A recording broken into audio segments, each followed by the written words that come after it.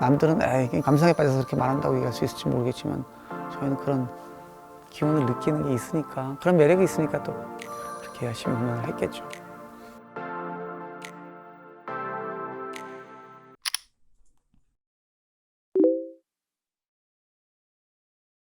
많이 했죠. 그러니까 처음에 이제 제가 일집이 다행히 잘 됐다 보니까 큰 공연을 했죠. 그 당시 63 빌딩에서 하는 공연장이 굉장히 큰 공연장이었어요. 아니면 잠실 이런 데서. 그러니까 1, 2집 했을 때는 목마름이 있었죠. 제가 데뷔하기 전까지 클럽에서 노래를 했잖아요. 조그만 데서. 근데 그때는 큰 공연장에서 제가 막 스포트를 받으면서 나만을 봐준 사람 앞에서 노래한다는 게 너무 행복했고 막 그걸 좀 누리고 싶었어요. 근데 한 30쯤 되니까 정말 내 이야기를 하고 내 음악의 성향이 대극장보다 원래 내가 했었던 그렇게 기타 하나 메고 이렇게 앉아서 도란도란 얘기하면서 몇 명의 세션맨과 함께 연출되지 않은 즉흥적인 어떤 토크쇼를 하듯이 하는 게 그게 굉장히 내 취향에 맞다는 생각을 했어요. 그래서 대학로에서 소극장 공연을 시작했어요. 그때 많이 했던 게 지금 없어진 충돌이라는 소극장도 있었고요. 그 다음에 학전, 그 다음에 라이브라는 극장이 있었어요. 그리고 바텀골 소극장이라고 지금도 있나? 굉장히 작아요. 근데 대신 공연을 하루를 하지 않았어요. 아주 짧으면 일주일에서 한 열흘, 보통 뭐 한 보름, 한 달, 많게는 뭐 2달. 그리고 2달 공연을 해요. 하다가 중간에 연장해요. 그냥 공연을 하다 보니까 관객이 많아지고, 소극장 공연의 특징은요, 공연이 갈수록 뒤로 갈수록 좀 잘 되는. 뒤에 가면 다 매진이에요. 그러니까 그럼 기획하시는 분들이 뒷공연을 좀 미룰 수 있으니까 연장합시다. 그래서 2달 공연하기로 했다가 한 달 더 연장, 3달 공연, 100일 공연 뭐 이런 거. 그러니까 출퇴근하는 거죠. 근데 그 당시부터는 제가 그런 게 좋았어요. 그렇게 공연을 하면 보는 시각 따라 다를 수 있어요. 그전에는 제가 1, 2집 하고 대극장 공연을 할 때는 나는 공연은 딱 갖춰지고 모든 게 완벽한 상황에서 내가 완벽한 컨디션에서 그걸 보여줘야 된다고 생각을 했었는데, 그게 이제 음악을 하면서 몇 년이 지나고 나니까 내가 그런 특별한 연예인 스타가 아니라 그냥 많은 사람들이 직장 출퇴근을 하듯이 나는 음악으로 그냥 이렇게 하루하루 살아가는 그냥 직장인이라는 생각이 더 들었어요. 차려입은 모습을 보여주는 거는 그게 굉장히 편하지가 않더라고요. 그냥 집에 있던 트레이닝복으로 그냥 사람 만나는 것 같은, 그렇게 좀 음악이 좀 편해지고 싶다는 생각도 했었던 것 같고, 그리고 어느 면에서는 약간 저도 그 세대 젊은이여서 그런지 몰라도 내가 이렇게 한번 탁 해서 하고 그 개런티 받고 좀 편하게 사는 것 같은, 그게 내가 그 무명 시절에 그렇게 살던 그 모습과 너무 달라지는 것 같기도 하고, 막 너무 그런 거였다고 할까. 그래서 조금은 좀 힘들게 하는 것이 왠지 내가 열심히 사는 것 같고 그런 생각도 들었고요. 그게 또 즐거움이 있었어요. 그래서 매일 공연을 하는 게 되게 행복했어요.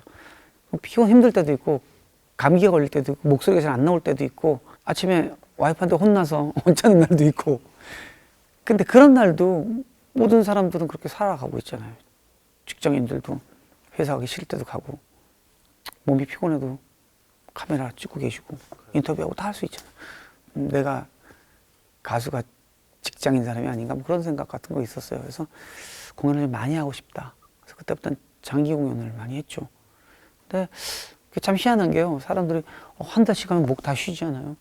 근데 특별하지 않으면 어떻게 해요. 근데 공연이 끝난 다음 날 쉬어요, 항상. 일주일 하면 8일째 쉬고 30일 하면 31일째 쉬더라고요. 그래서 사람이 그런 정신력이나 그런, 또는 저는 관객에서 받는 기운이라는 게 있는 것 같아요. 너무 몸이 아파서 그런 경험이 있는데, 너무너무 아팠어요. 몸살이 뭐 제 평생 그렇게 심한 수가 없었다고 생각할 정도로 손가락 들 힘이 없을 정도의 날이었어요. 제가 오늘 도저히 할 수 없는. 근데 공연을 취소할 수가 없었어요. 이미 너무 임박해서 그런 상황이 벌어져서. 그래서 친구들이 도와주기로 했어요. 뭐 유리상자, 뭐 장필순 씨, 권진원 씨 이런 친구들이 나는 무대 가서 한 곡만 어떻게 하고 인사하고 상황 얘기하고 나면 본인들이 이렇게 노래를 다 해주고 난 몇 곡만 하기로 했는데 노래 다 했어요. 그냥. 첫 곡만 하기로 하고 올라가 하는 순간 그냥 힘이 나더라고요. 관객에게서 받는 어떤 기가 있는 것 같아요. 노래가 됐어요, 정말로. 물리적으로 될 수 없는 상황이었는데 됐어요.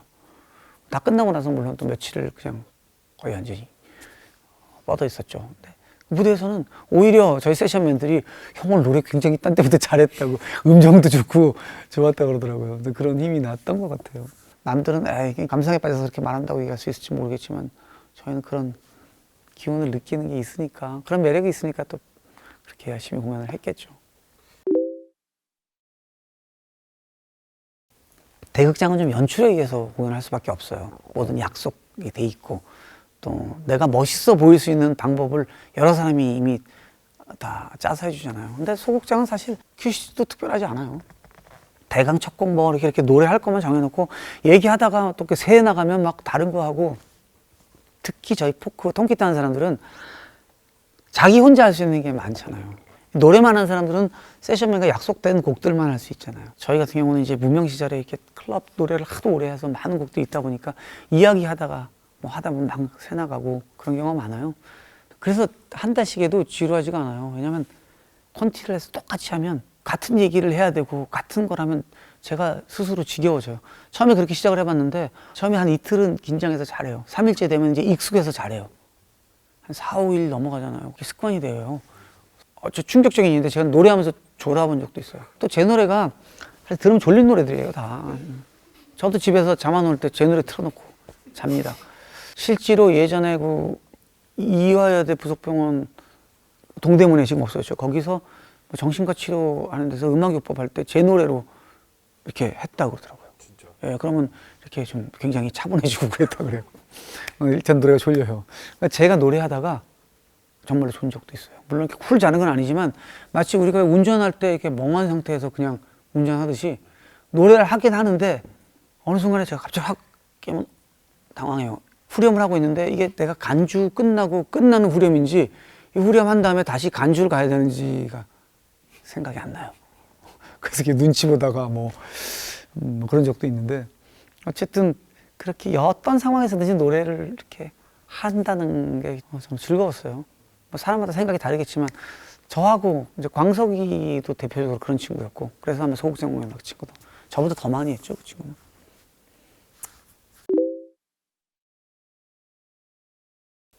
근데 제가 음악을 순간순간 하면서 음악의 흐름이 결정됐던 일들이 있는 것 같아요. 지나고 나서 돌이켜보면 중학교 때 처음으로 RCY라고 하는 데서 이렇게 수련회를 갔다가 그 저녁 때 황혼진력에 이렇게 폴모리아 악단의 이사도라라는 음악을 틀어주면서 황혼의 명상이라는 시간을 줬어요.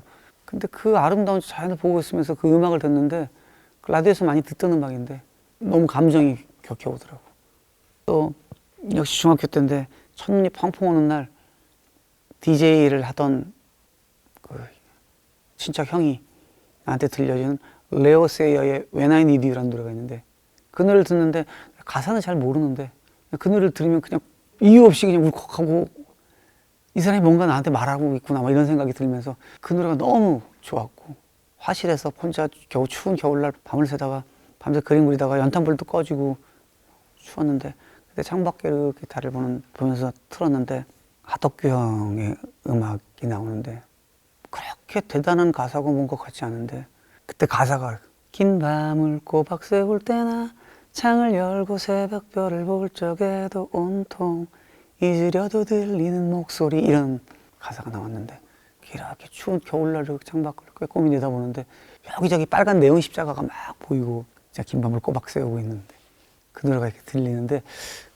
울고 싶은 애 뺨 때린다는 얘기 있잖아요. 막 그런 느낌, 이런 것들. 그 중학교 때 봤던 황혼처럼 너무 아름답기도 하고 그 첫눈처럼 슬프거나 비장하거나 막 억울해서가 아니라 너무 아름다워서 이렇게 눈이 젖어들 때 있잖아요. 그런 감성들, 그런 추억들, 내 노래도 누군가 그런 추억이 됐으면 좋겠다, 그런 생각을 막연히 많이 했던 것 같아요. 한 장 한 장 그림 같은 그 순간들이 내가 평생 음악을 해가는 그런 순간이 되고 뿌리가 되지 않는가.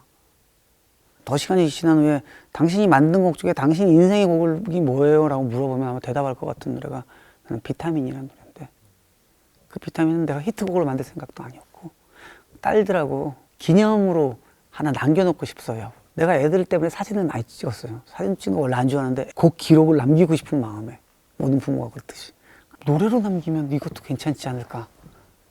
목소리도 변하는데, 특히 애들 목소리가 변하는데, 그래서 비타민 N을 만들었어요. 만들 때 뭐 대단한 스토리 생각했던 거 아니었고, 우리가 제일 좋았던 것만 기억해보자. 가사가 뭐 이게 특별한 스토리가 아니라 그냥 그 내 머릿속에 캡처되어 있는 사진을 그냥 적은 거예요. 내 인생에 음악의 뿌리라는 게 지금 생각해보니까 내 가슴에 캡처되어 있는 그 기억들인 것 같아요. 내 기억, 내 추억. 모든 사람이 음악이 그런지 모르겠지만 그걸 남기고 싶고, 그걸 기억하고 싶고, 한마디로 표현을 잘 못하겠네.